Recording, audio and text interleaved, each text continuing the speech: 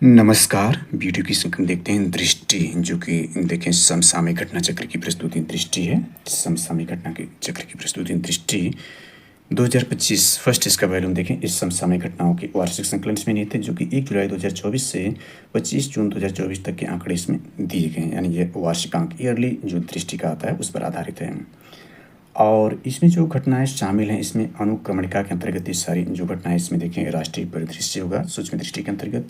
इसके बाद अंतर्राष्ट्रीय परिदृश्य, अंतर्राष्ट्रीय संबंध इत्यादि ये सारी जानकारी इसमें है। और आर्थिक परिदृश्य, वैज्ञानिक परिदृश्य, शरीर एवं स्वास्थ्य विषयक वैज्ञानिक गतिविधियाँ, रक्षा विज्ञान, उत्तर प्रदेश परिदृश्य यानी यूपी स्पेशल के अंतर्गत ये सारी जानकारी है। और लास्ट इसमें खेल परिदृश्य भी शामिल है। तो चलिए इस लेक्चर को शुरू करते हैं। और यह लेक्चर देखें तो आगामी सभी प्रतियोगी परीक्षाओं के दृष्टिकोण से अति महत्वपूर्ण साबित हो सकता है, जिसके अंतर्गत देखें तो यूपीपीएससी द्वारा आयोजित आरओ एग्जाम 2023 के लिए। इसके अलावा देखें तो यूपीपीएससी द्वारा आयोजित अपर पीटी एग्जाम 2025 के लिए एसपीएससी यानी स्टेट पब्लिक सर्विस मिशन के अंतर्गत देखें तो इस क्षेत्र में यानी क्षेत्र में बीपीएससी पीटी एग्जाम के लिए, एमपीएससी, जेपीएससी, आरपीएससी, यूपीपीएससी साथ ही संघ लोक सेवा आयोग की परीक्षाओं के लिए, एसएससी परीक्षाओं के लिए यूपीपीएससी द्वारा आयोजित पेड 2025 के लिए भी यह अंक अति महत्वपूर्ण साबित हो सकता है। इसके अंतर्गत यहाँ पर दिया गया सूक्ष्म दृष्टि, इसमें वर्ष भर की प्रमुख घटनाओं का बिंदुवार प्रस्तुतिकरण किया गया है। तो सूक्ष्म दृष्टि देखने से पूर्व हम बृहद दृष्टि को देखेंगे और इसमें राष्ट्रीय परिदृश्य को सबसे पहले कवर करते हैं। वेरी वेरी इंपॉर्टेंट है। राष्ट्रीय यानी नेशनल कवरेज को देखेंगे करंट नोट्स के अंतर्गत।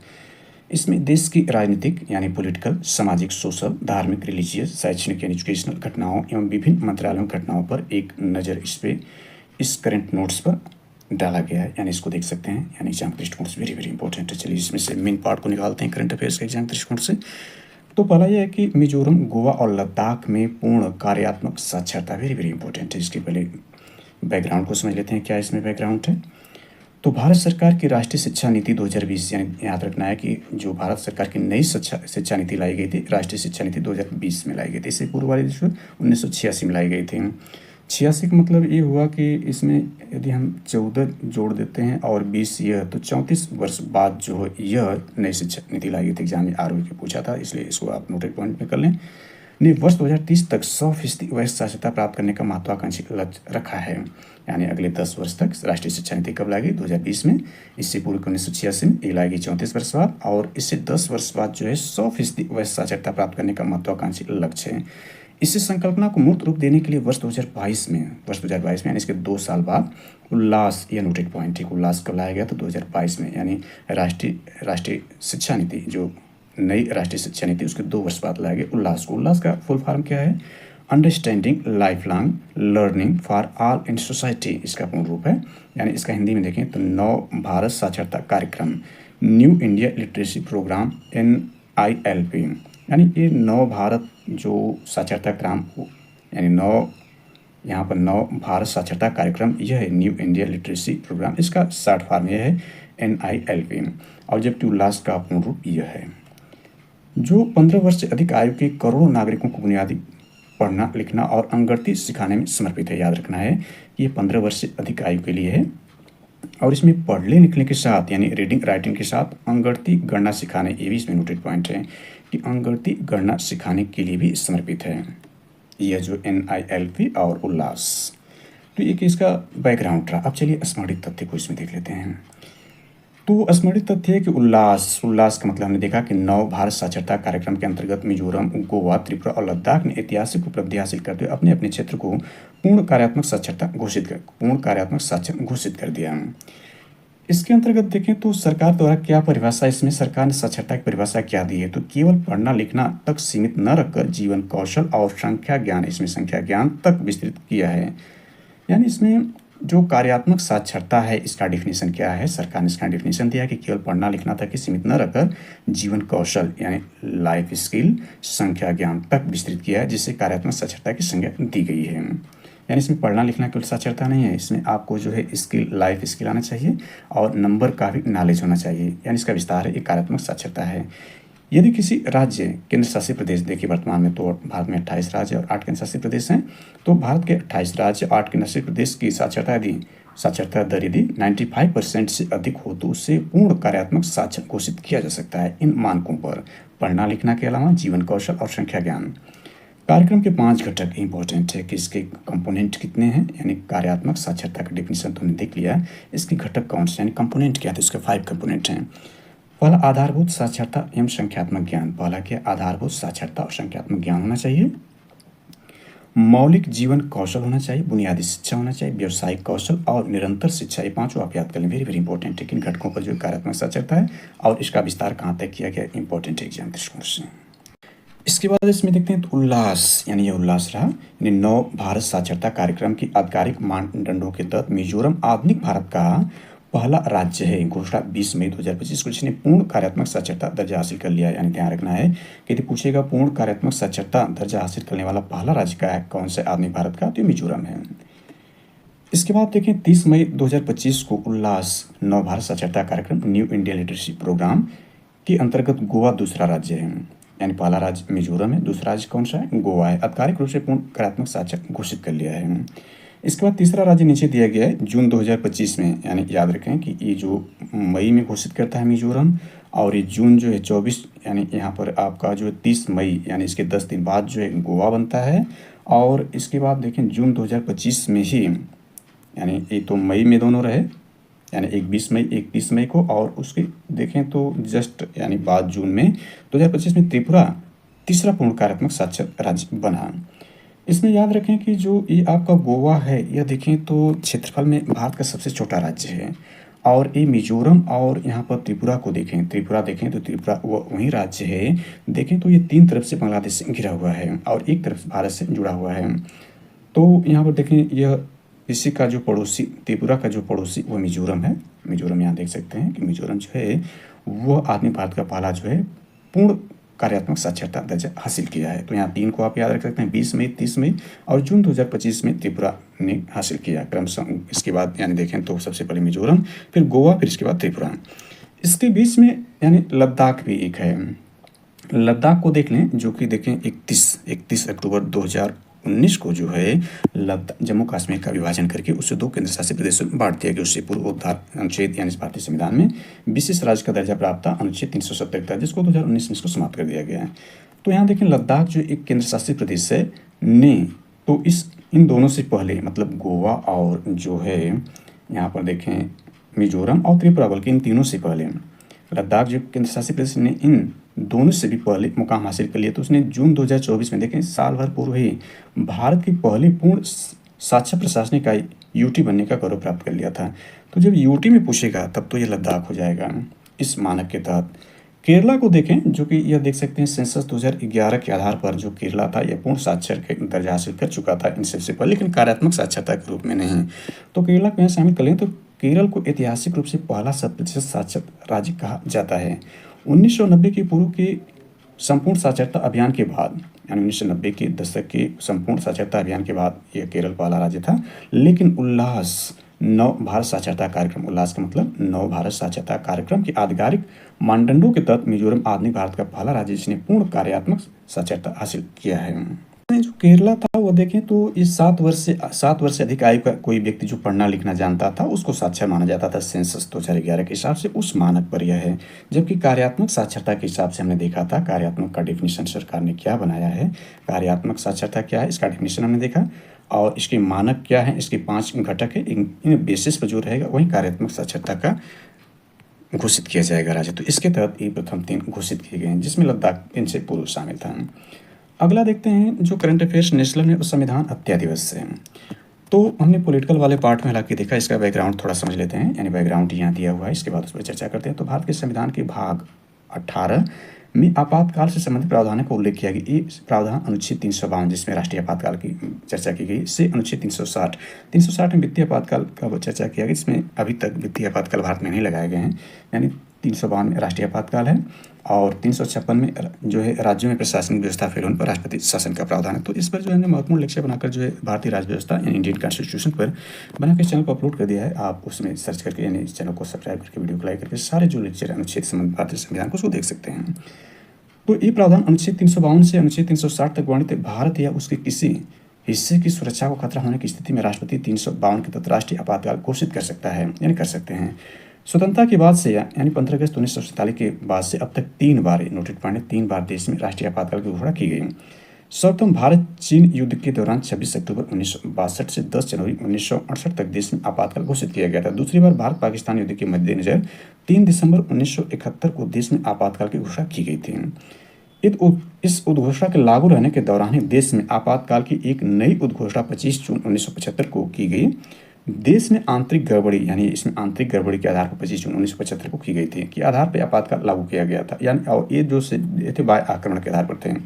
उपयुक्त दोनों आपातकाल मार्च 1970 में समाप्त घोषित कर दिए गए। अब इसके मेन फैक्ट को देखें, स्मरणित तथ्य क्या है। तो प्रधानमंत्री नरेंद्र मोदी ने 25 जून 2025 को संविधान हत्या दिवस पर लोकतंत्र के रक्षकों को श्रद्धांजलि दी। ज्ञातव्य है कि केंद्रीय गृह मंत्रालय द्वारा 11 जुलाई 2024 को एक अधिसूचना द्वारा इस दिवस को मनाए जाने का निर्णय लिया गया था। जिससे भारत सरकार ने क्या क्या मना रही है, तो इसमें ध्यान रखें कि 14 अगस्त 1947 को भारत का बंटवारा करके जो एक और अधिराज्य पाकिस्तान बना दिया गया था, तो 14 अगस्त को भारत सरकार विभाजन विविधता दिवस के रूप में मना रही है। और इस दिवस के रूप में 25 जून को क्या मना रही है, संविधान हत्या दिवस मना रही है।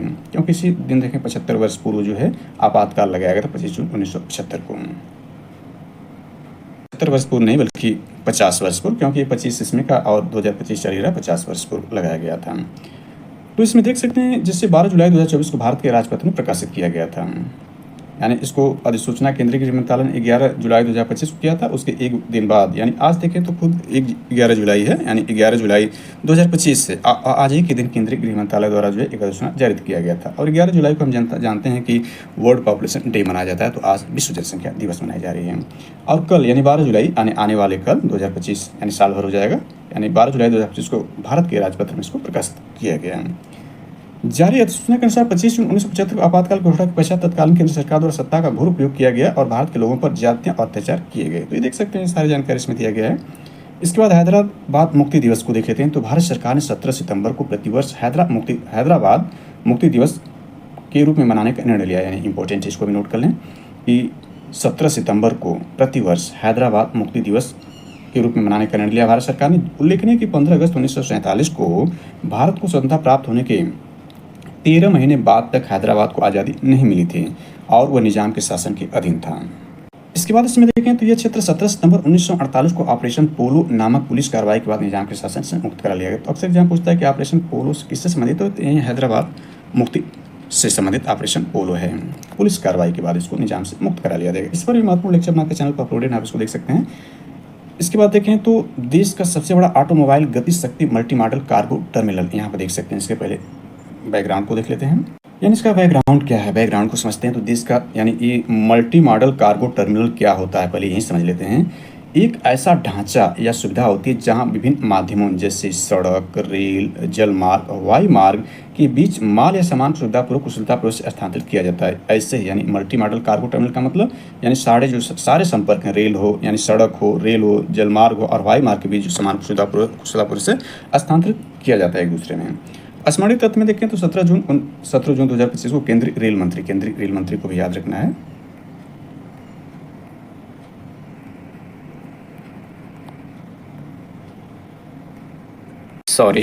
यहाँ पर देख सकते हैं कि 17 जून 2025 को केंद्रीय रेल मंत्री अश्विनी वैष्णव ने हरियाणा के गुरुग्राम जिले स्थित Maruti Suzuki India limited Manesar संयंत्र में देश के सबसे बड़े ऑटोमोबाइल्स गति शक्ति मल्टी मॉडल कार्गो टर्मिनल का उद्घाटन किया। कहाँ पर, हरियाणा में, हरियाणा के गुरुग्राम जिले में यह उद्घाटन किया केंद्रीय रेल मंत्री ने। इसके बाद देखें तो यानी कहाँ पर, ये मानेसर संयंत्र में। मानेसर स्थित यह संयंत्र 10 किलोमीटर की समर्पित रेल लिंक के माध्यम से पटली रेलवे स्टेशन से जुड़ा हुआ है। यह टर्मिनल अपने पूर्ण संचालन पर सालाना लगभग 4.5 लाख वाहनों को सीधे मालगाड़ियों में लाद कर भेजने की क्षमता रखता है। मानेसर से रेल द्वारा वाहन देश भर में भेजने हेतु मारुति सुजुकी ने 17 रेलवे वितरण केंद्र ने हब चिन्हित किए, जिनके माध्यम से ये वाहन 380 से अधिक शहरों तक पहुंचेंगे। इसमें देखें तो यह टर्मिनल पीएम गति शक्ति राष्ट्रीय मास्टर प्लान 2021 के तहत विकसित मल्टी मॉडल लॉजिस्टिक हब का उत्कृष्ट उदाहरण है। परियोजना के क्रियान्वयन हेतु रेल मंत्रालय यानी HRIDC राज्य सरकार एवं मारुति सुजुकी के संयुक्त सहयोग से HORCL नामक संयुक्त उद्यम कंपनी स्थापित की गई है। अगले महत्वपूर्ण करंट अफेयर्स को इसमें देख लेते हैं। तो यह वेरी इंपॉर्टेंट एग्जाम दृष्टिकोण से इस पर भी आधारित प्रश्न आने के ज़्यादा चांसेज हैं कि एयर इंडिया ड्रीम लाइनर विमान दुर्घटना, यानी एयर इंडिया की जो है ड्रीम लाइनर विमान दुर्घटना हुई AI-171 का, तो 12 जून 2025 को एयर इंडिया की उड़ान AI-171 बोइंग 787 यानी बोइंग 787 8 ड्रीमलाइनर अहमदाबाद हवाई अड्डे से उड़ान भरने के बाद मेघानी नगर यानी इस नगर को भी याद रखना है, मेघानी नगर स्थित रिहायशी इलाके में दुर्घटनाग्रस्त हो गई। लंदन गैटविक जा रहे, कहाँ जा रहे थे? लंदन गैटविक जा रहे। इस अंतर्राष्ट्रीय उड़ान के दुर्घटनाग्रस्त होते ही तेज धमाकों के साथ आग का गोला उठा और आसपास की इमारतें क्षतिग्रस्त हो गई। तो घटना कब हुई? 12 जून 2025 को एयर इंडिया संबंधित थे। उड़ान AI-171 है। विमान का नाम क्या है? बोइंग 787 8 ड्रीमलाइनर, जो कि अहमदाबाद के हवाई अड्डे से उड़ान भरा था। तो मेदिनी नगर में हो गया और कहाँ जा रहा था? लंदन गैटविक में। तो इसको स्मरणीय तथ्य में इसको देखते हैं तो यह है कि एयर इंडिया फ्लाइट AI-171 यानी B787 8 ने अहमदाबाद से लंदन के लिए यानी 1:38 यानी 13:38 IST पर यानी यहाँ देख सकते हैं अंतर्राष्ट्रीय मानक समय पर उड़ान भरी और कुछ ही मिनटों बाद हवाई अड्डे के पास एक बिल्डिंग में क्रैश हो गई। बोइंग 787 8 विमान में ये नोटेड पॉइंट है कि 242 लोग शामिल थे, जिसमें 230 यात्री थे और 12 कर्मी दल थे सवार थे। विमान में सवार 242 लोगों में से 241 की मृत्यु हो गई। केवल एक यात्री का नाम याद रखना है कि विश्वास कुमार रमेश चमत्कारिक रूप से जीवित बचे यात्री भारतीय मूल के ब्रिटिश नागरिक हैं। यानी विश्वास कुमार रमेश क्या है? भारतीय मूल के ब्रिटिश नागरिक हैं। विमान हादसे के स्थान पर भी कुछ लोगों की मृत्यु हो गई, जिसके कारण कुल मरने वालों की संख्या 280 हो गई। यानी मरने वाले लोगों की संख्या कितनी है? नोटेड पॉइंट इसमें 241 थे और वहाँ पर जो मेडिकल कॉलेज था, हालांकि आगे हम इसमें देखेंगे BG मेडिकल कॉलेज, तो 280 हो गए यानी 9A हो गया, यानी 39 लोग जो है वहाँ पर जिस बिल्डिंग में क्रैश हुआ 39 लोग वहाँ पर मर गए। तो यानी कुल मरने वालों की संख्या कितनी हो गई? 280 हो गई। इस दुर्घटना में गुजरात के पूर्व मुख्यमंत्री विजय रूपाणी जी की भी मृत्यु हो गई। ये भी नोटेड पॉइंट है कि इस दुर्घटना में देखें तो गुजरात के पूर्व मुख्यमंत्री विजय रूपाणी की भी मृत्यु हो गई। और किस बिल्डिंग में क्रैश हुआ यह भी देख लें। एयर इंडिया ड्रीमलाइनर के विनाश के अवशेष अहमदाबाद के BG मेडिकल कॉलेज हॉस्टल की इमारत में जा गिरे। दोपहर के भोजन के दौरान छात्र और डॉक्टर परिषद मौजूद थे। यानी वहाँ जो यह BG मेडिकल कॉलेज हॉस्टल, यहाँ पर लड़के जो है अपना भोजन करे, दोपहर का भोजन कर रहे थे और डॉक्टर परिषद मौजूद थे। तो उसमें 39 लोग मर गए, क्योंकि 241 तो जहाज़ से ही मरे, एक व्यक्ति बच गया था। एयर इंडिया द्वारा जारी अधिसूचना के अनुसार यात्रियों में 169 भारतीय थे, 53 ब्रिटिश यानी 53 जो थे ब्रिटिश थे, जिसमें से एक ब्रिटिश मूल का जो बच गया उसको हमने देखा, 7 पुर्तगाली और 1 कनाडाई नागरिक थे। भारत के नागर विमानन महानिदेशालय DGCA विमान दुर्घटना अन्वेषण ब्यूरो AAIB ने हादसे की विस्तृत जांच शुरू कर दी है। बोइंग 787 ड्रीमलाइनर एक नवीनतम चौड़ी बॉडी वाला द्वि इंजन वाला दीर्घ मार्ग विमान, जिसे पहली बार वर्ष 2011 वाणिज्यिक सेवा में सम्मिलित किया गया था। सुरक्षा रिकॉर्ड की बात करें तो अपनी सुरक्षा से लेकर अब तक 787 ड्रीमलाइनर मॉडल का यह पहला अवसर है जब किसी विमान को एक बड़ी घातक दुर्घटना का सामना करना पड़ा। एयर इंडिया दुर्घटना पीड़ितों के परिवारों को यानी एयर इंडिया जो है दुर्घटना पीड़ित परिवारों को 25 लाख रुपए का अंतरिम भुगतान करेगी, जबकि यह राशि मूल कंपनी यानी जो ये विमान है किस कंपनी की? टाटा सन्स की है। तो जबकि यह राशि मूल कंपनी टाटा सन्स द्वारा पहले घोषित 1 करोड़ रुपये के मुआवजे के अतिरिक्त है। यानी टाटा सन्स क्या देगी? 1 करोड़ रुपये देगी दुर्घटना पीड़ितों को, और जो है एयर इंडिया 25 लाख रुपये देगी। भारत के अन्य भीषण हवाई यात्राएं को त्रासदियों को देख सकते हैं तो 1996 चरखी दादरी मध्य आकाश टक्कर हुआ था। भारत की अब तक की सबसे घातक विमान दुर्घटना, इसमें 2 विमानों की टक्कर से कुल 339 लोगों की मृत्यु हो गई थी। 1985 एयर इंडिया बम कांड देखें तो मॉन्ट्रियल, लंदन, दिल्ली, मुंबई उड़ान AI-182 एक आतंकवादी बम विस्फोट से अटलांटिक महासागर विस्फोट कर दुर्घटनाग्रस्त हो गई। इसमें 329 यात्रियों की जान चली गई थी।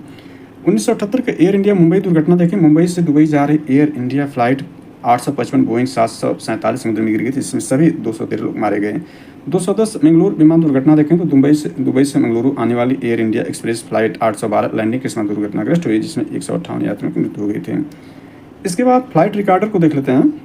तो यह एक इलेक्ट्रॉनिक रिकॉर्डिंग उपकरण होता है जिससे विमानों में लगाया जाता है, जिससे कि विमान दुर्घटनाओं और घटनाओं की जांच में मदद मिल सके। आमतौर पर ब्लैक बॉक्स कहते हैं, यानी फ्लाइट रिकॉर्डर को आमतौर पर ब्लैक बॉक्स कहता है। और ये देखें 2 प्रकार का होता है, एक तो FDR होता है यानी फ्लाइट डाटा रिकॉर्डर, और दूसरा CVR होता है यानी कॉकपिट वॉइस रिकॉर्डर होता है।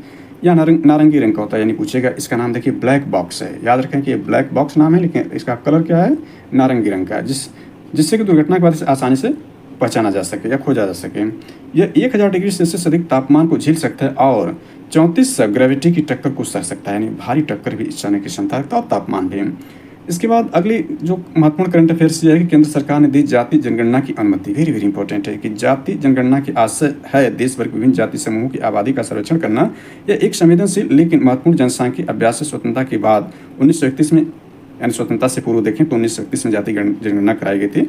और देखें तो सेंसस 2011 जो इससे पूर्व का था उसमें भी जाति जनगणना कराई गई थी, लेकिन उसका प्रकाशन नहीं किया गया था। लेकिन इस बार प्रकाशन किया जाएगा, तो जिसका देखें 2027 तक, अभी जो जून 2025 में जो है वह जो भारत देश के गृह मंत्री अमित शाह ने यह घोषणा की थी कि जो है जाति जनगणना और जनगणना जो है 2027 में उसका प्रकाशन किया जाएगा। आज़ादी के बाद जो है, यानी ओवरऑल देखें तो ये जनगणना 2027 वाली जो होगी वो 16वीं जनगणना होगी, आज़ादी के बाद 8वीं, क्योंकि आज़ादी से पूर्व भी 8 जनगणनाएं कराई जा चुकी थी।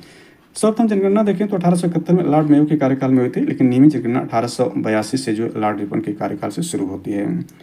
तो उसके बाद यानी आज़ादी तक 15 अगस्त 1947 तक 8 जनगणनाएं हो चुकी थी। आज़ादी के बाद सेंसस 2011 को देखें तो वह 7वीं जनगणना थी। और वर्तमान जनगणना जो 2027 में किया जाना, वैसे नियम तो 2021 में होना था, लेकिन कोविड-19 के कारण वो नहीं हो पाया। तो वर्तमान में 2027 में इसका प्रकाशन होगा, वो 8वीं जनगणना होगी, ओवरऑल 16वीं होगी। तो इसमें देखें, इससे जातिगत आंकड़े नियमित जनगणना में शामिल नहीं किए गए थे। अब केंद्र सरकार ने आगामी जनगणना 2027 में जातियों की गणना करने का ऐतिहासिक निर्णय लिया, जिससे सामाजिक न्याय की नीतियों को नई दिशा मिल सके।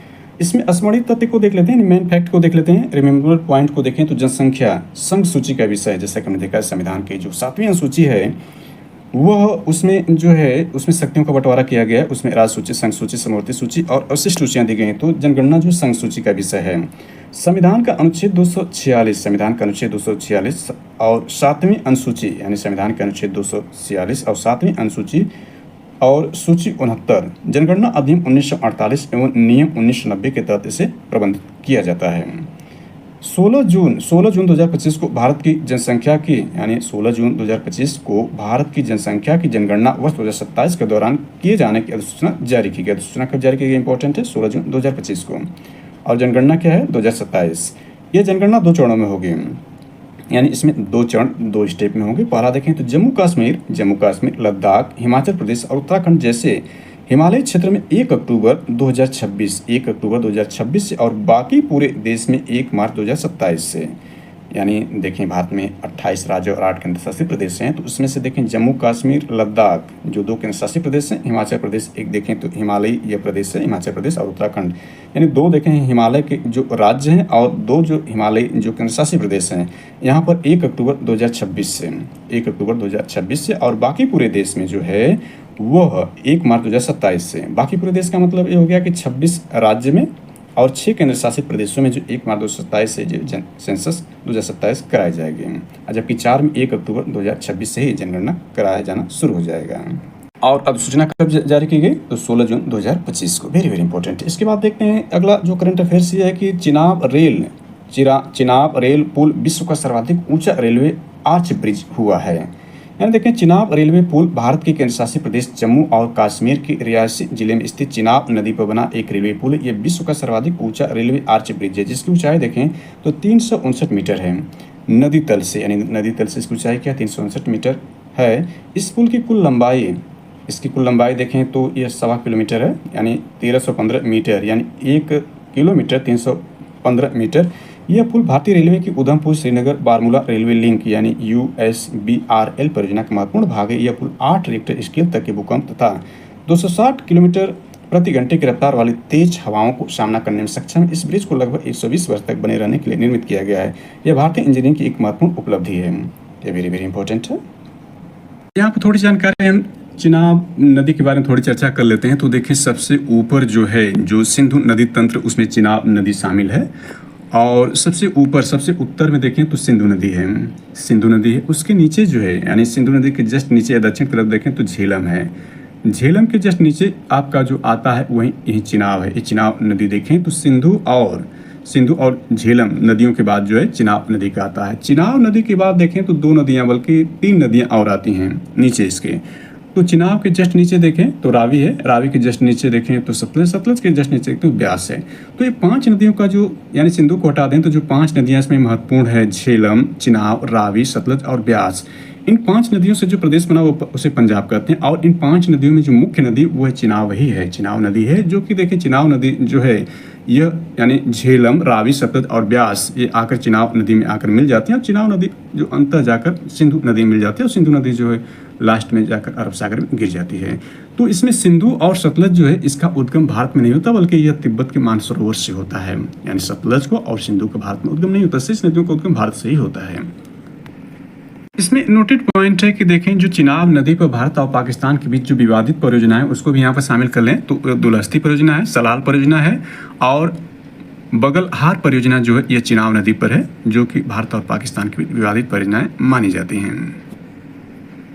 और इसमें नोटेड पॉइंट ये देखें तो 22 अप्रैल 2025 को जो है जो आतंकवादी जो देखें यानी आतंकवादी घटनाएं जो पर्यटन स्थल जम्मू कश्मीर का पहलगाम वहाँ पर किया गया था, तो आतंकवादी जो कार्रवाई थी यह आतंकवाद जो पाकिस्तान प्रायोजित कार्रवाई थी, जिसमें देखें तो पीओके यानी जो पाकिस्तान अधिकृत कश्मीर जो कि भारत का अभिन्न अंग है और पाकिस्तान में जो कैंप है आतंकवादियों को उसको भारत ने ऑपरेशन सिंदूर के तहत 7 मई 2025 को नेस्तनाबूद कर दिए थे, ध्वस्त कर दिया था। तो उसके बाद जो सिंधु नदी समझौता को भारत ने सस्पेंड कर दिया था। तो ये सारी जानकारी चिनाब नदी पर हमने थोड़ा सा एक्स्ट्रा ऐड कर दिया। स्मरणीय तथ्य को इसमें देख लेते हैं तो 6 जून 2025 को भारतीय प्रधानमंत्री नरेंद्र मोदी द्वारा चिनाब रेल पुल का उद्घाटन किया गया। इस पुल को कोंकण रेलवे कॉर्पोरेशन और भारतीय संस्थानों जैसे आईआईटी तथा भारतीय रक्षा अनुसंधान विकास संगठन डीआरडीओ के सहयोग से निर्मित में विकसित किया गया। इस पुल में स्ट्रक्चरल स्टील का उपयोग किया गया, जिससे यह यानी 10 डिग्री से लेकर 40 डिग्री सेल्सियस तक का तापमान -10 डिग्री सेल्सियस से लेकर के 40 डिग्री सेल्सियस तापमान को सहन कर सकता है। इसकी स्ट्रक्चरल डिटेलिंग के लिए सबसे अत्याधुनिक टेक्ला सॉफ्टवेयर का इस्तेमाल किया गया, जिससे डिजाइन और निष्पादन उच्च स्तर की सटीकता संभव हुई है। चिनाब रेल पुल को 1486 करोड़ रुपए की परियोजना लागत के साथ निर्मित किया गया है। इस परियोजना का उद्देश्य जम्मू और कश्मीर यानी उद्देश्य याद रखना है कि जम्मू और कश्मीर क्षेत्र के सामाजिक आर्थिक विकास बढ़ावा देना तथा रणनीतिक दृष्टि से महत्वपूर्ण कनेक्टिविटी सुनिश्चित करना था। रियासी जिले यानी कौन सा जिला है जम्मू कश्मीर का? रियासी जिले में बक्कल और कौरी के मध्य बना यह आर्च ब्रिज कटरा से बनिहाल तक के लिए एक महत्वपूर्ण संपर्क मार्ग है। चिनाब रेल पुल एफिल टावर से लगभग 35 मीटर अधिक ऊंचा है, जो एफिल टावर फ्रांस में है, पेरिस की जो राजधानी यानी फ्रांस की राजधानी पेरिस है, पेरिस में यह एफिल टावर है, तो पेरिस टावर से भी 35 मीटर ऊंचा है। वर्ष 2003 में तत्कालीन प्रधानमंत्री अटल बिहारी वाजपेयी की सरकार द्वारा इस ब्रिज को बनाने की मंजूरी दी गई थी। ज्ञातव्य है कि इसी दिन प्रधानमंत्री ने भारत के पहले केबल स्टे रेल ब्रिज अंजी ब्रिज का भी उद्घाटन किया। यानी भारत के ये पहला इसलिए नोटेड पॉइंट है कि प्रधानमंत्री ने भारत के पहले केबल स्टे रेल ब्रिज अंजी ब्रिज का भी उद्घाटन इसी दिन किया। अब इसमें देख लेते हैं विश्व के अन्य सर्वाधिक ऊंचे रेलवे ब्रिज को देखें तो इसमें दादुहे रेलवे ब्रिज चुआनजांग सिचुआन चीन में है, इसकी ऊंचाई 380 मीटर है, यह आर्च ब्रिज नहीं है। नाजिहे रेलवे ब्रिज देखें गुइझोउ चीन, ऊंचाई 310 मीटर है। इसके बाद जियांगजीवी रेलवे ब्रिज देखें तो चीन में ये ऊंचाई 258 मीटर है। इसके बाद बेपान जियांग रेलवे ब्रिज किंगलोंग चीन के किंगलोंग में स्थित 295 मीटर, ये सारे चीन में ही स्थित हैं। और भारत का ब्रिज हमने देख लिया कि यह विश्व का सबसे ज़्यादा 359 मीटर ऊंचा है, आर्च ब्रिज 359। इसमें देख सकते हैं 359 कोई भी ऊंचा नहीं है चाइना के पास जितने भी हैं। और एफिल टावर से भी हमने देखा कि 35 मीटर ऊंचा है। यानी इसमें देख सकते हैं कि यदि हम 359 मीटर ये है तो 59 यदि हम इसमें से घटा देते हैं 35 के घटा देते हैं तो ये 4 हो जाएगा, यहाँ 2 हो जाएगा, 324 मीटर जो एफिल टावर की ऊंचाई है, क्योंकि 35 मीटर ऊंचा जो एफिल टावर से ये आर्च ब्रिज है चिनाब में बनाया गया, रियासी जिले में, जम्मू कश्मीर के रियासी जिले में बनाया गया है। अगला इसमें देखें करंट अफेयर्स जो है घाटमपुर ताप विद्युत परियोजना इकाई 1 को देखते हैं। तो घाटमपुर ताप विद्युत परियोजना उत्तर प्रदेश, ये इंपॉर्टेंट है स्पेशल के लिए, उत्तर प्रदेश के कानपुर नगर जिले में स्थापित एक प्रमुख कोयला आधारित सुपर क्रिटिकल बिजली संयंत्र है। यानी कोयला आधारित सुपर क्रिटिकल बिजली संयंत्र यह घाटमपुर ताप विद्युत परियोजना। यह 1980 का मतलब 3 × 360 के यानी 3 इकाइयाँ यानी 660, 3 × 660 गुणा कर देंगे तो 1980 हो जाएगा, यानी 0 छतले 18 को 19 हो जाएगा, यानी 3 इकाइयाँ हैं 660 वाट के मेगावाट के। तो 1980 मेगावाट क्षमता वाली परियोजना केंद्र सरकार के उद्यम यानी एनसीएल इंडिया लिमिटेड इन उत्तर प्रदेश राज्य सरकार के UPRVUNL के संयुक्त उपक्रम द्वारा विकसित की गई। यानी इसमें कौन सा संयुक्त उपक्रम है? उत्तर प्रदेश सरकार की है और भारत सरकार की है, और ये 3 क्षमताएं इतनी की हैं। स्मरणीय तथ्य देखें तो 30 मई 2025 को भारतीय प्रधानमंत्री नरेंद्र मोदी द्वारा उत्तर प्रदेश के कानपुर नगर में स्थित घाटमपुर ताप विद्युत परियोजना 3x660 यानी 3 × 660 मेगावाट की इकाई 660 मेगावाट राष्ट्र को समर्पित किया। केंद्र सरकार की आर्थिक मामलों कैबिनेट समिति ने जुलाई 2016 में इस परियोजना को मंजूरी दी थी।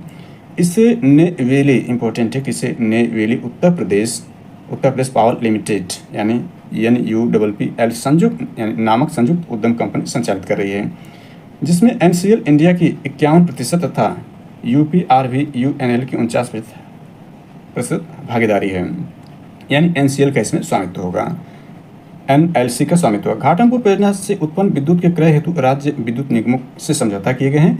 लगभग 75% बिजली उत्तर प्रदेश को मिलेगी, यानी इससे जो बिजली उत्पन्न होगी उसका 75% उत्तर प्रदेश को मिलेगी तथा शेष 25% बिजली असम राज्य को आवंटित की गई है, यानी शेष जो 25% बिजली है वो असम राज्य को आवंटित की गई है।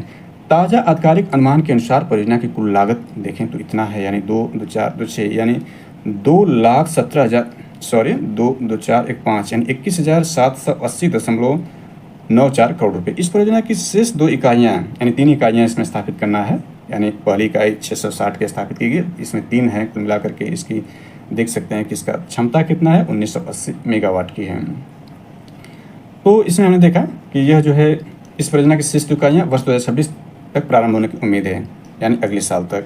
तीनों इकाइयों के पूर्ण संचालन पर संयंत्र प्रतिवर्ष लगभग 14,000 मिलियन यूनिट बिजली उत्पन्न करे। इस परियोजना के लिए कोयले की आपूर्ति सुनिश्चित करने हेतु झारखंड राज्य के दुमका जिले में स्थित पचवारा साउथ कोल ब्लॉक आवंटित किया गया है, यानी इसका कोयला कहाँ से प्राप्त होगा, तो झारखंड राज्य के दुमका जिले के स्थित पचवारा साउथ कोल ब्लॉक से आवंटित किया गया। इसके बाद लोक माता देवी अहिल्याबाई महिला सशक्तिकरण महासम्मेलन 2025 को देख लेते हैं। इसमें कि 31 मई 2025 को प्रधानमंत्री नरेंद्र मोदी ने मध्य प्रदेश यानी MP स्पेशल के लिए वेरी इंपॉर्टेंट है, मध्य प्रदेश की राजधानी भोपाल में लोक माता देवी अहिल्याबाई महिला सशक्तिकरण महासम्मेलन में भाग लिया। यह आयोजन मालवा की प्रसिद्ध महारानी देवी अहिल्याबाई होलकर की 300वीं जयंती के उपलक्ष्य में आयोजित किया गया था। इसके स्मरणीय तथ्य को देखते हैं तो इसमें क्या है कि सम्मेलन में प्रधानमंत्री ने देवी अहिल्याबाई को समर्पित एक स्मारक डाक टिकट तथा 300 रुपये मूल्य का विशेष स्मारक सिक्का जारी किया। इसमें क्या है, 300 रुपये के इस सिक्के पर अहिल्याबाई होलकर का चित्र उत्कीर्ण है, ध्यान देना है। इसमें एक कौन है ये सारी जानकारी इसमें दिया गया है, इसलिए यह पुरस्कार देखें। इसमें जो है एक और इसमें नोटेड पॉइंट है कि 300 रुपये मूल्य का सिक्का भारत में सिक्का इतिहास में पहली बार जारी हुआ, जिसे कोलकाता टकसाल में बना। ये भी इंपॉर्टेंट हो जाता है कि पहली बार बना है। प्रधानमंत्री राष्ट्रीय देवी अहिल्याबाई पुरस्कार भी प्रदान किया। यह राष्ट्रीय पुरस्कार एक महिला कलाकार को जनजाति लोक एवं पारंपरिक कला में उत्कृष्ट योगदान के लिए दिया गया।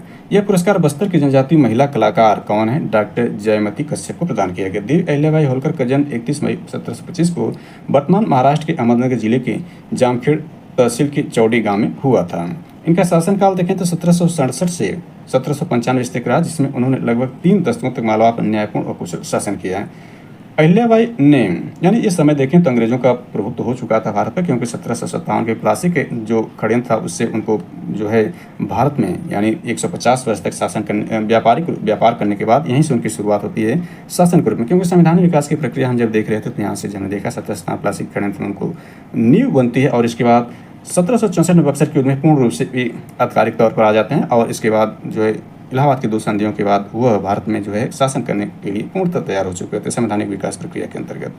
तो हमने देख लिया है भारत के राज्य व्यवस्था वाले पार्ट में जाकर इस चैनल पर सारे घटनाक्रम को आप देख सकते हैं। तो अहिल्याबाई ने राज्य की बागडोर संभालते अपनी राजधानी महेश्वर नर्मदा तट पर स्थित उस साहित्य संगीत कला उद्योग के केंद्र को विकसित किया। अहिल्याबाई 18वीं शताब्दी में स्त्री शिक्षा, विधवा पुनर्विवाह, बाल विवाह निश्चित जैसे विचारों के अग्रदूत थे। उन्होंने अपने राज्य में महिला सेना इकाई बनाकर महिलाओं को शस्त्र प्रशासन का प्रशिक्षण भी दिलवाया। ये सारी जानकारी देख सकते हैं इसमें दिया गया है कि इतिहास में उस शासका के रूप में याद किया जाता है जिसने लड़कियों की शादी की न्यूनतम आयु बढ़ाने, महिलाओं को पैतृक संपत्ति में अधिकार दिलाने और विधवा विवाह का समर्थन करने से कदम उठाए। प्रधानमंत्री ने अहिल्याबाई होलकर के सम्मान में पूर्ण श्लोक अहिल्या देवी होलकर महिला स्टार्टअप योजना वर्ष 2024 में प्रारंभ की थी, जो महिला उद्यमियों को आर्थिक सहायता प्रदान करती है।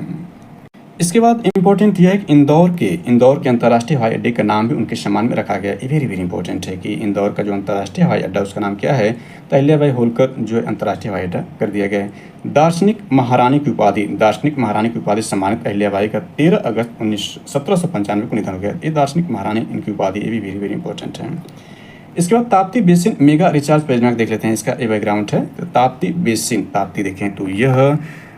देखें तो पश्चिम की ओर प्रवाहित नदियों में प्रमुख है। यह डेल्टा का निर्माण नहीं करती हैं बल्कि एस्चुरी का निर्माण करती हैं। और इसके बीच में देखें नर्मदा और ताप्ती के बीच में जो है वो सतपुड़ा की पहाड़ियाँ हैं।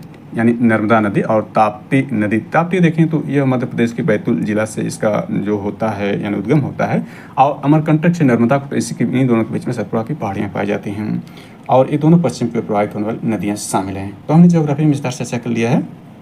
तो ताप्ती बेसिन मेगा रिचार्ज परियोजना 2 राज्यों मध्य प्रदेश और महाराष्ट्र की संयुक्त पहल है, जिसका उद्देश्य जल संकट से जूझ रहे क्षेत्रों में भू जल स्तर को बढ़ाकर सिंचाई एवं पेयजल आपूर्ति को सुदृढ़ करना है।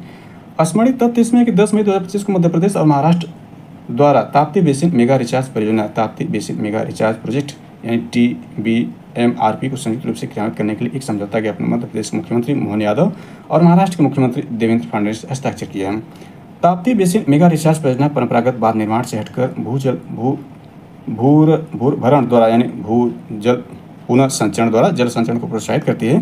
परियोजना के तहत ताप्ती नदी की 3 धाराओं का विकास कर अतिरिक्त वर्षा जल को भूजल पुनर्भरण यानी पुनर्भरण यहाँ पर है, पुनर्भरण द्वारा जल संचरण प्रोत्साहित करना, पुनर्भरण किया जाएगा यानी पूरा भंडारित किया जाएगा। इसमें नोटेड पॉइंट ये ध्यान दें कि इसलिए ताप्ती बेसिन मेगा रिचार्ज परियोजना को अधिकारियों द्वारा विश्व की सबसे बड़ी भूजल पुनर्भंडारण योजना कहा जा रहा है। वेरी वेरी इंपॉर्टेंट है। TBMRP कृषि एवं पेयजल दोनों समस्याओं का समाधान एक साथ करने के लिए डिजाइन की गई है। इस परियोजना से मध्य प्रदेश के बुरहानपुर एवं खंडवा जिलों की बुरहानपुर, नेपानगर, खकनार एवं खालका तहसील लाभान्वित, महाराष्ट्र के अकोला, बुढ़ाला, अमरावती आदि से जिले लाभान्वित है। ताप्ती बेसिन मेगा रिचार्ज योजना में कुल देखें तो 31.13 TMC जल का उपयोग होगा, जिसमें मध्य प्रदेश को 11.76 TMC जल मिलेगा तथा महाराष्ट्र को 19.36 TMC जल आवंटित किया गया। परियोजना के में एक निम्न बांध लो डाइवर्जन बियर बनाया गया, जो कि खगड़िया गुड़ीघाट जिला खंडवा मध्य प्रदेश के अमरावती महाराष्ट्र की सीमा पर स्थित है। भारत सरकार की इसकी लागत का 90% वहन करेगी, जबकि शेष 10% वित्तीय भार मध्य प्रदेश तथा महाराष्ट्र सरकार मिलकर उठाएंगे। ताप्ती बेसिन मेगा रिचार्ज परियोजना मध्य प्रदेश की हालिया वर्षों में तीसरी प्रमुख अंतर्राज्यीय नदी जल परियोजना, जिसमें पूर्व में देखें तो केन बेतवा लिंक परियोजना वेरी वेरी इंपॉर्टेंट है यूपी स्पेशल के लिए। तो केन बेतवा लिंक परियोजना जो मध्य प्रदेश और उत्तर प्रदेश के बीच है, पहली बड़ी नदी जोड़ परियोजना जिसे राष्ट्रीय परियोजना का दर्जा मिला है। दूसरा देखें तो पार्वती काली सिंध चंबल लिंक परियोजना मध्य प्रदेश और राजस्थान के बीच, जिसे संशोधित कर पूर्वी राजस्थान नहर परियोजना यानी ERC के साथ जोड़ा गया। ताप्ती यानी तापी मध्य भारत की एक प्रमुख पश्चिमी नदी है। यह मध्य प्रदेश के बैतूल जिले से मुल्ताई क्षेत्र में सतपुड़ा पर्वत से निकलकर लगभग 724 किलोमीटर दूर तक बहती है। नर्मदा के बाद ताप्ती भारत की दूसरी सबसे लंबी पश्चिम की ओर बहने वाली नदी है, जो गुजरात में खंबात की खाड़ी अरब सागर में मिलती है। इसकी प्रमुख सहायक नदियों में पूर्णा, गिरना, पंजरा, अनेर और आदि हैं।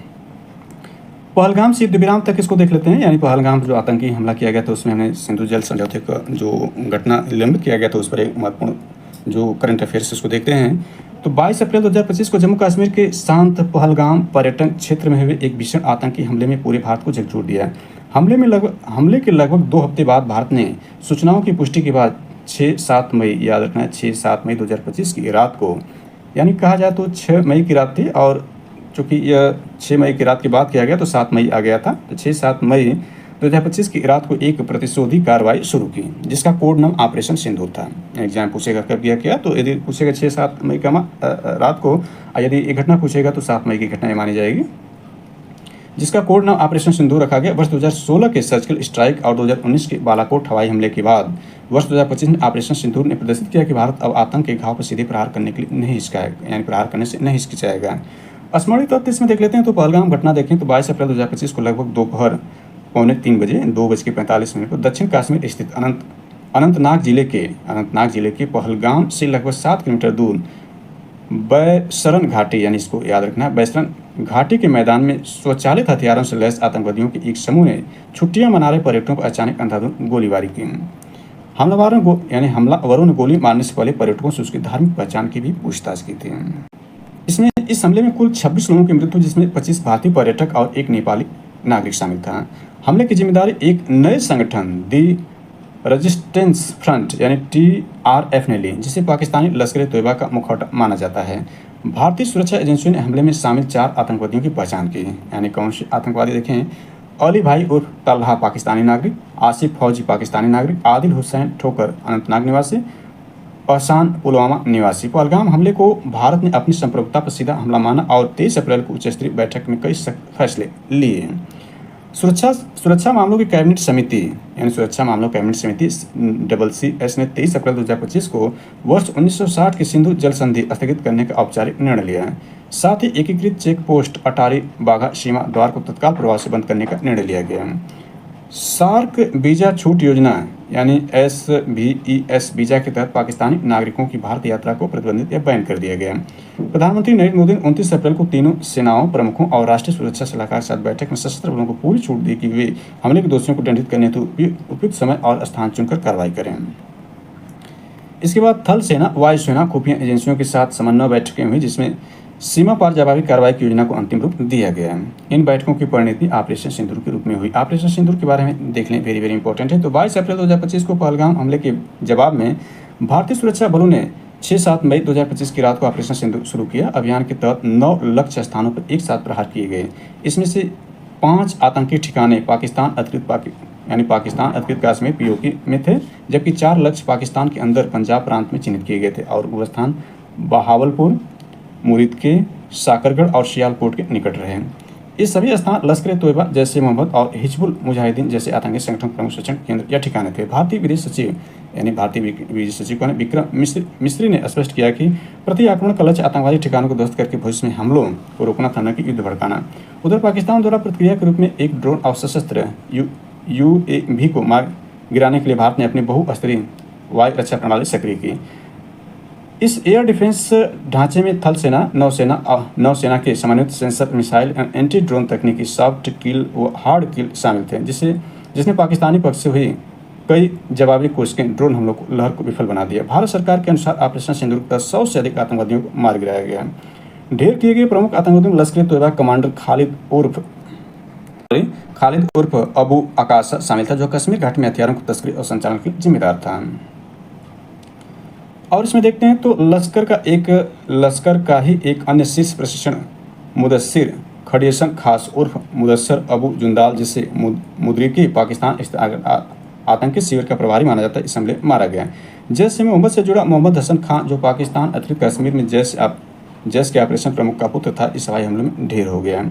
इसके अलावा भारत द्वारा जारी विवरण के मुताबिक वर्ष 1999 के IC 814 विमान अपहरण और वर्ष 2019 पुलवामा हमले के साजिशकर्ताओं रहे यूसुफ अजहर, अब्दुल मलिक रऊफ और मुदासिर अहमद भी 7 मई कार्रवाई मारे गए। 7 मई को ही पाकिस्तान ने बनियान अल मरसूर नाम से जवाबी ऑपरेशन चलाने का दावा किया। यानी ये पाकिस्तान की जवाबी कार्रवाई, इसको याद रख सकते हैं। हालांकि एग्जाम में इसके पूछने के कम चांस है, फिर भी ये याद रख सकते हैं कि पाकिस्तान द्वारा यानी ऑपरेशन सिंदूर के जवाब में एक पाकिस्तान द्वारा कार्रवाई की गई थी नाम से जवाबी ऑपरेशन चलाने का दावा किया, जिसके तहत सीमावर्ती भारतीय सैन्य ठिकानों को ड्रोन और मिसाइलों से निशाना बनाने की कोशिश की गई। इस दौरान देश के कई सैनिक एवं जवान शहीद हो गए। कुल 9 लोग शहीद हुए, जिसमें सिकंदर राउत, शहीद रामबाबू, शहीद दीपक चिंखम, शहीद सुरेंद्र सिंह मोगा, शहीद मोहम्मद इम्तियाज, शहीद पवन कुमार, शहीद सुनील कुमार, शहीद मुरली नायक, शहीद दिनेश कुमार शर्मा शामिल हैं। युद्ध विराम की प्रक्रिया और शर्तों को देख लेते हैं। इसमें वेरी इंपॉर्टेंट है। सीमा पड़ते हताहतों और दोनों परमाणु संपन्न देशों में जैसे हालात से वैश्विक शक्तियों को चिंतित कर दिया। 10 मई 2025 को पाकिस्तान सेना के director general of military operation DGMO major general Kashif Abdullah ने भारतीय DGMO lieutenant general Rajiv Ghai को आपात हॉटलाइन कॉल करके युद्ध विराम सीजफायर का प्रस्ताव रखा। इस बातचीत में पाक अधिकारी ने बताया कि अमेरिका के विदेश मंत्री मार्को रूबियो ने पाकिस्तान सेना प्रमुख से बात कर तनाव घटाने को कहा है, अर्थात पाकिस्तानी उच्च स्तर पर संघर्ष मार्ग पर तैयार था। युद्ध विराम की घोषणा और स्थिति। कई दौर की गुप्त वार्ताओं के बाद 10 मई की रात दोनों देशों ने आधिकारिक तौर पर युद्ध विराम घोषणा कर दी। दोनों पक्ष 10 मई 2025 को यानी 17 बजे यानी 5 बजे IST 4:30 बजे PKT यानी पाकिस्तान के समय से प्रभावी होकर जमीन पर, हवा में और समुद्र से सभी फायरिंग और सैनिक कार्रवाई रोकने पर सहमत हुए हैं। प्रधानमंत्री 12 मई 2025 को रात 8 बजे यानी शाम 8 बजे, शाम या रात को 8 बजे इनका संबोधन अक्सर होता है। जैसे कि नोटबंदी हुआ था तब भी जब ये भारतीय प्रधानमंत्री आते हैं जनता के सम्मत को 8 बजे इनका फेवरेट समय है, तो उससे हमें लिख दिया है यानी रात का 8 बजे, शाम भी ये कहा जा सकता है। शाम 8 बजे के अपने संबोधन में 4 सिद्धांत उद्घोषित किए। पहला है, जवाब भारत की शर्तों पर दिया जाएगा, परमाणु ब्लैकमेल स्वीकार्य नहीं होगा, आतंकवाद शरणदाता राज्य सह आपराधिक माने जाएंगे, खून और पानी एक साथ नहीं बहेगा। पाकिस्तानी सीमा पर हमारे जिस एक BSF जवान पूर्णम कुमार शाह को पकड़ लिया तो उसे 14 मई 2025 को छोड़ दिया गया। 17 मई 2025 को केंद्र सरकार ने ऑपरेशन सिंदूर और 17 मई 2025 को केंद्र सरकार ने ऑपरेशन सिंदूर और भारत की सीमा पर आतंकवाद के खिलाफ जारी लड़ाई के संदर्भ में 7 सर्वदलीय प्रतिनिधिमंडल का गठन किया। 59 संसद सदस्यों वाले 7 समूह कुल 32 देशों, जिसमें संयुक्त राष्ट्र सुरक्षा परिषद के सदस्यों सहित प्रमुख साझेदार देश का दौरा किया। निम्नलिखित संसद सदस्य इसमें 7 प्रतिनिधिमंडल का नेतृत्व करेंगे, निम्नलिखित संसद सदस्य 7 प्रतिनिधिमंडल का नेतृत्व करेंगे। इसमें शशि थरूर कांग्रेस से, रविशंकर प्रसाद भाजपा से, संजय कुमार झा जदयू से, बैजयंत पांडा भाजपा से, कमी मोजी करुणानिधि डीएमके से, सुप्रिया सुले एनसीपी से और श्रीकांत एकनाथ शिंदे शिवसेना से प्रतिनिधिमंडल का नेतृत्व करेंगे। 7 सदस्यीय प्रतिनिधिमंडल का संसद 7 प्रतिनिधिमंडलों का नेतृत्व करेंगे। 7 प्रतिनिधिमंडल बनाए गए जिनके ये अध्यक्षता करेंगे या नेतृत्व करेंगे। आगे इसमें देखते हैं तो ऑपरेशन सिंदूर में प्रयुक्त भारतीय हवाई बल IAF हथियार प्रणाली कौन सी थी? तो इसमें 10 साल्ट राफेल लड़ाकू विमान था। प्रमुख विशेषताएं क्या थी? इस पर Spectra electronic warfare system active electronically scanned array ऐसा रडार से। इसके बाद SCALP Storm Shadow cruise missile उत्पत्ति यूरोपी से, इसका MBDA। इसके बाद हैमर देखें हाईली एजाइलर मॉड्यूल इम्यून एक्सटेंडेड रेंज उत्पत्ति इसका फ्रांस से। इसके बाद ब्रह्मोस क्रूज मिसाइल उत्पत्ति इसकी भारत से हुई। भारत रूस संयुक्त उद्यम ब्रह्मोस एरोस्पेस से। भारतीय सेना हथियार प्रणाली में देखें तो स्काई स्ट्राइकर